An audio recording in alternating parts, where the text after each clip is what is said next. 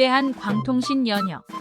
대한광통신은 1974년에 설립되어 국내 유일의 광섬유 및 광케이블 일관 생산 체제를 갖춘 회사입니다.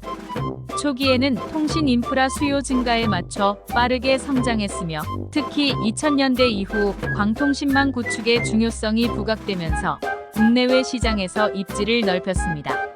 주요 제품은 광섬유와 광케이블로 통신 및 전력 인프라 구축에 중요한 역할을 합니다. 현재 재무 상황.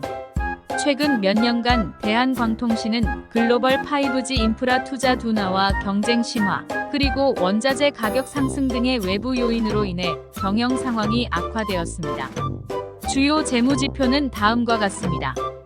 2024년 1분기 실적은 매출 729억 원으로 전년 대비 약 60% 감소, 영업손실 115억 원, 당기순손실 184억 원을 기록했으며 2024년 매출은 약 1,632억 원, 영업손실 167억 원으로 예상되며 전반적인 적자 기조가 지속될 전망입니다.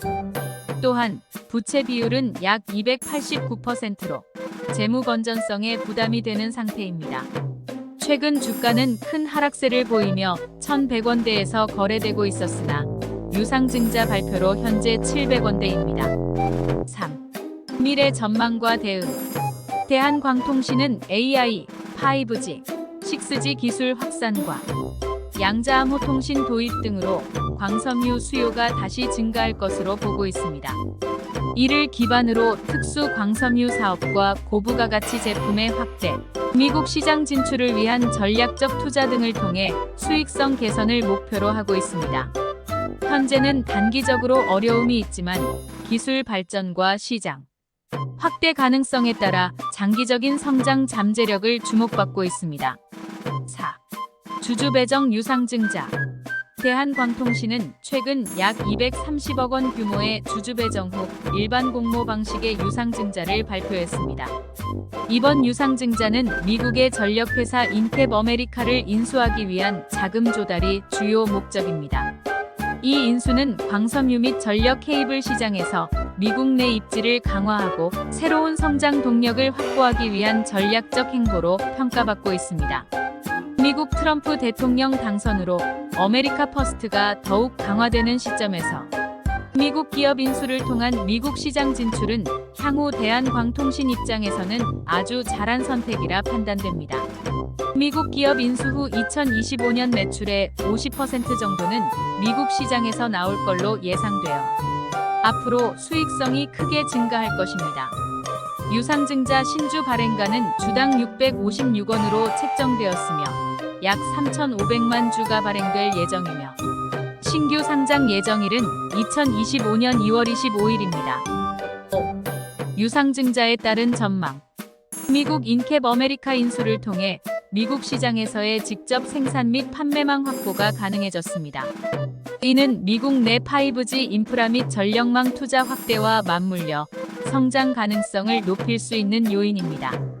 또한 미국 브로드밴드 인프라 프로젝트 관련 사업에서도 제조 거점이 생겨 수주 기회가 증가할 전망입니다.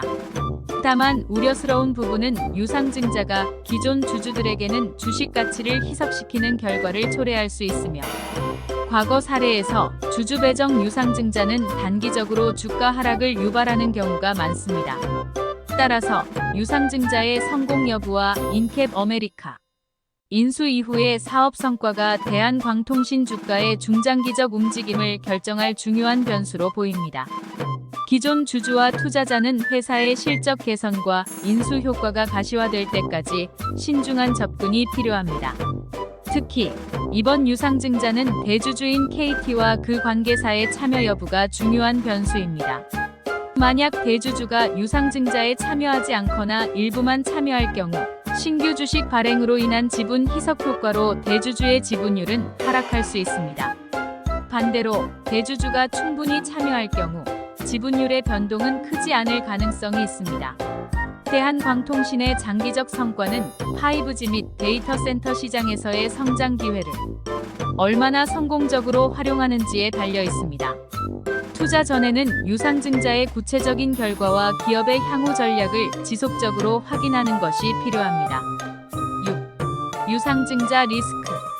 유상증자는 신규 주식 발행을 통해 자금을 조달하는 과정에서 기존 주주의 지분이 희석되기 때문에 적대적 인수합병 M&A의 가능성을 높이는 요인이 될 수 있습니다. 대한광통신의 경우에도 다음과 같은 요인들이 관련 리스크를 증가시킬 수 있습니다. 지분 희석 효과로 이번 유상증자를 통해 대한광통신의 총 발행 주식 수가 늘어나며 기존 주주들의 지분율이 감소할 가능성이 있습니다. 만약 대주주인 KT와 관계사 등이 유상증자에 적극적으로 참여하지 않을 경우 외부 투자자가 상당한 지분을 확보할 기회를 얻게 될 수 있습니다. 이는 적대적 인수 가능성을 높이는 요소가 됩니다. 대주주의 대응 여부가 중요하며 대주주가 이번 유상증자에 참여해 지분율을 유지하려는 의지가 있다면 적대적 인수합병 가능성은 낮아질 수 있습니다.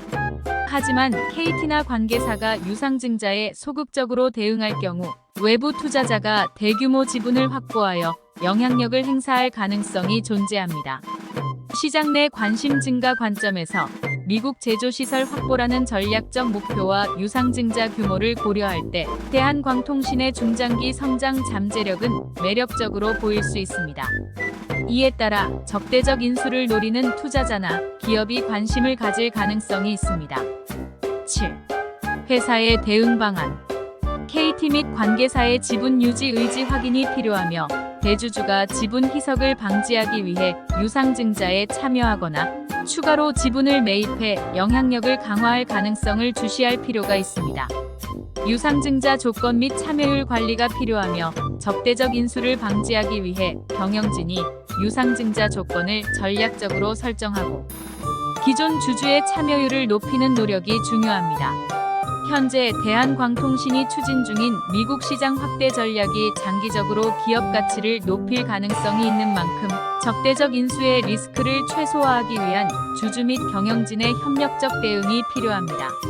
결론적으로 빠른 시간 내에 IR을 통해서 유상증자에 대한 향후 전망 및 미래 가치와 회사의 포트폴리오 전략을 주주들에게 적극적으로 홍보한다면 유상증자를 성공시킬 수 있을 것 같습니다.